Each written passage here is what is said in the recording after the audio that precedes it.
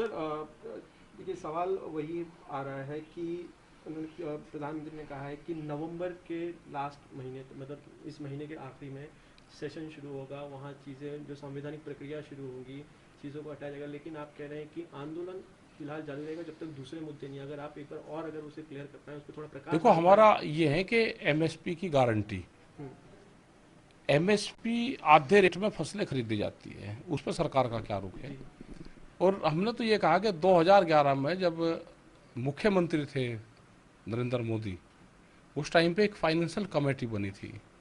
उस कमेटी के ये अध्यक्ष थे उसके। इन्होंने एक प्रस्ताव कमेटी का दिया था, उसमें कई मुख्यमंत्री थे, और ये कहा था कि एमएसपी लीगल कानून बनना चाहिए देश में। और वो अपनी ही रिपोर्ट इन्होंने उस टाइम के प्रधानमंत्री मनमोहन सिंह को सौंपी थी।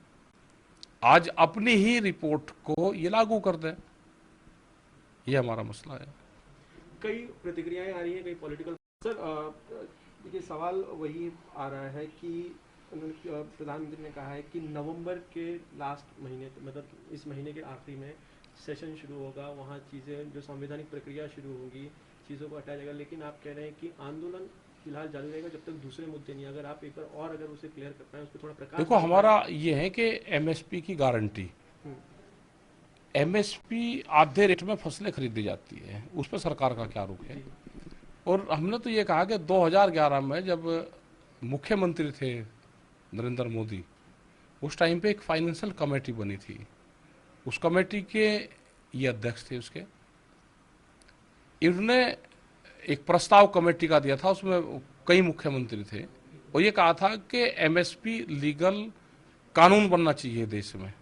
और वो अपनी ही रिपोर्ट इन्होंने उस टाइम के प्रधानमंत्री मनमोहन सिंह को सौंपी थी। आज अपनी ही रिपोर्ट को ये लागू कर दें, ये हमारा मसला है। कई प्रतिक्रियाएं आ रही हैं, कई पॉलिटिकल